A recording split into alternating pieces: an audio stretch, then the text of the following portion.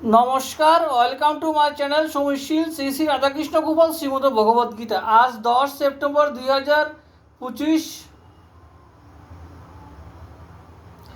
আমি শ্রী শ্রী হরিভক্তি বিলাসের প্রথম বিলাস প্রথম ভাগের 85তম শ্লোকের 48 পৃষ্ঠার কিছু অংশ পাঠ করছি।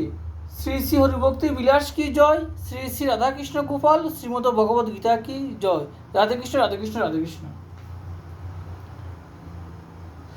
তাপনীয় শ্রুতিতেও লিখিত আছে যে যে দ্বিজ ত্রাণকারক এই রাম মন্ত্র প্রত্যহ অধ্যয়ন করেন তিনি পাতক হইতে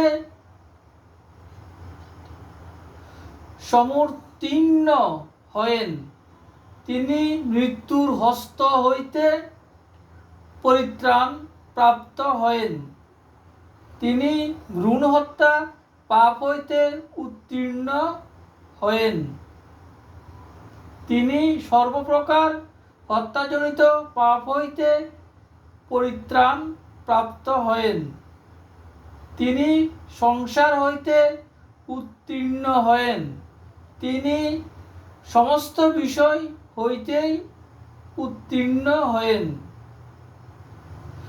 তিনি মুক্ত